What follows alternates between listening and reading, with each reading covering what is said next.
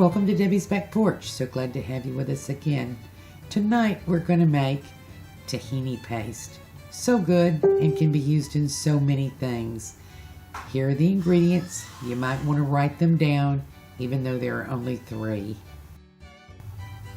So I have my cast iron skillet on a medium low heat. We're going to toast these white sesame seeds, which are available on Amazon or in many other places. Our goal here is to just get them to start turning a little golden and to be careful not to let them burn because they burn pretty easily. So we're just going to toast them until they start to change color and have a great smell. So this has been about 3 minutes. They're good and warm, and they have a wonderful smell. So we're going to take these up.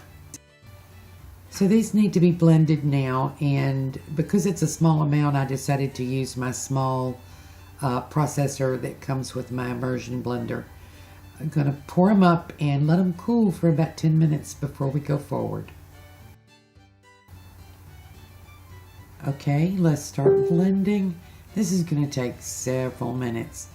I might wish that I had used the bigger one because I have to hold the button on this one the whole time. But we'll get started. I'll show you what we got in just a minute.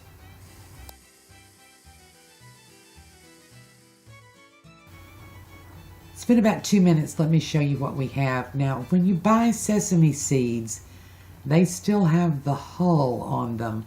And so it's going to take a good bit of blending to get these into a paste. So we're really just getting started. So I've been blending for about 5 minutes total. It's starting to break down. It's still kind of powdery. Not moist at all.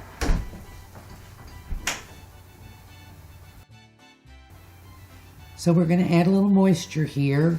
This is 2 tablespoons full of grapeseed oil. Some people use olive oil. A light oil is better. So I blended it about another 3 minutes. You'll just gauge this as you go along. And it's getting there. It's very moist, but it's going to need a little more blending and maybe a little more oil. I'm adding 1 more tablespoonful of oil. That's grapeseed oil. And I'm going to blend it for another couple of minutes. Probably really should have used the larger food processor.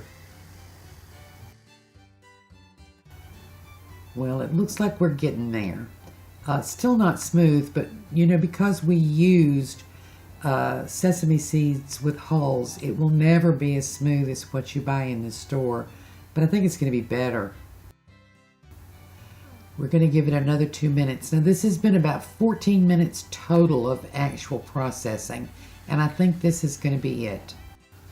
And we have tahini paste. You know, this would not have taken as long if I had gone ahead and used my bigger food processor. Lesson learned, but this looks really good. It is much richer and thicker than the bought tahini paste, and I'll show you that at the end of the video. Oh, this is great, and it tastes good. And I failed to show you that I put 1/8 of a teaspoonful of salt in before that last blend. It wouldn't be very good without that. So here's our final product. It tastes great, and tahini paste doesn't have a lot of taste usually. Let's compare it. Well, on the left is the paste that Fred just brought home from the store. And to be fair, I don't have a lot of choice of brands. But this is pretty lumpy, and it's going to have to be blended before I can use it. And, you know, it just doesn't look as good as what we just made. On the other hand, this is creamy and rich. It does have the texture of the hulls. And I probably could have made it a little thinner, but it'll be thinned down in whatever we use it in, and we're going to use it in some hummus. and we're going to make some tahini sauce to go with some falafel. So I like to start with something rich, and it really looks so much better. There's no comparison. So thank you for joining us tonight on Debbie's Back Porch. I hope you get a chance to taste the difference in this tahini paste that we bought at the store and this wonderful stuff that we made from scratch. And I think that you will really choose to make your own. See you tomorrow.